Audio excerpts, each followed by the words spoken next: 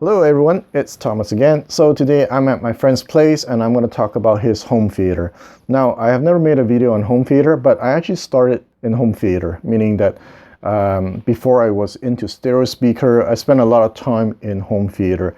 Now, at the time, I always buy speakers that are just like everybody else. You know, you have two main, one center, lying horizontally. And then you have two surrounds at the back, right? And I went through about maybe 3-4 sets of home theater speakers. But for some strange reason, right? When we talk about home theater, or at least at the time, price was such a big thing. A $500 home theater set was a lot of money. Now these days it's like $500, that's like a cable, right? My perception of money just went out the door when I started playing with stereo, right? You know, $15,000 because yeah, that's decent, you know. But when I was in home theater, it was different. $500 was a lot of money for me. And I went through a lot of all-in-one systems. I went through, I think the best one I had at the time was the PSB 6T system, right?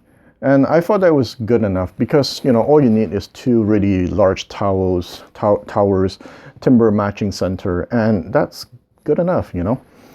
Eventually, what changed my mind was here. So you see behind this acoustic treated screen, there's 3 speakers. So they are the Episode 650. Now, Episode 650 speakers, they're not well known. They're American made, right? So what really caught my attention was the sound feel. Not soundstage. Soundstage, you're talking about 2 speakers, right? So when he played that movie Dark Knight, you know what, the part where the Batman was riding his motorcycle going through that tunnel there? Seriously, I mean, the sound feel created from it, it was just incredible. So you really feel like you're going through a thick layer of sound. And that's when I realized, oh, home theater and speakers, just for stereo listening, are completely separate things. And I like the fact that, you know, the 3 speakers are LCR, right? So they're not like standing, lying, and standing. They're all the same, right? Vertical. And that really creates a sound feel that is really uniform and really big.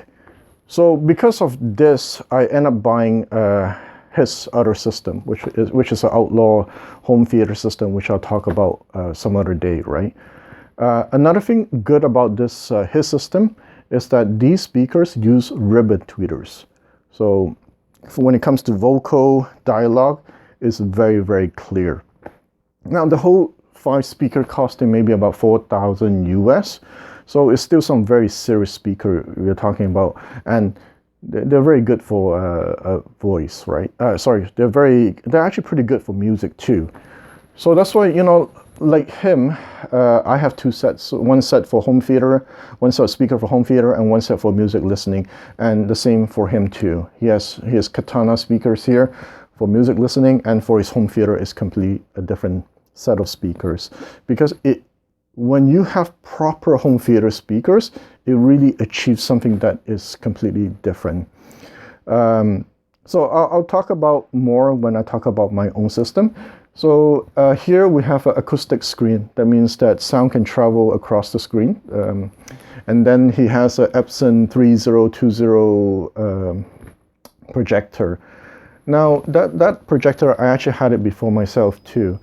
So this is a LCD projector. So projector, you have DLP, you have LCD, right? So DLP, I also had one before. It is more vibrant when it comes to the color. It's more sharper DLP projectors. But once, I remember I saw this projector at Future Shop. What really hit me is the reproduction of skin tone. Like these Epson projectors, like are amazing when it comes to that. I was like shocked, and you know, because I'm into photography, so I recognize skin tone. So because of that, when there was a special on Amazon, I had to buy it, and I sold my DLP projector. Now I'll talk more about my own projector in a separate video. But this is a very nice projector, and it's not too expensive, less than $1,000 new, I think. I don't even know if they make this anymore. I mean, I don't know if they discontinue or they're still selling this. So on the left and the right, you have two DIY subwoofers. This one, I think, is what, 15-inch, 14-inch, 12-inch only. The sub he had before were 18-inch actually. So when we talk about subwoofer, what we think about really powerful, shaking the house and so forth, right? But the reality is that a good subwoofer can do a little bit more than that. You can hear definition better with a good subwoofer. So for those of you who wonder, why do I need an expensive subwoofer?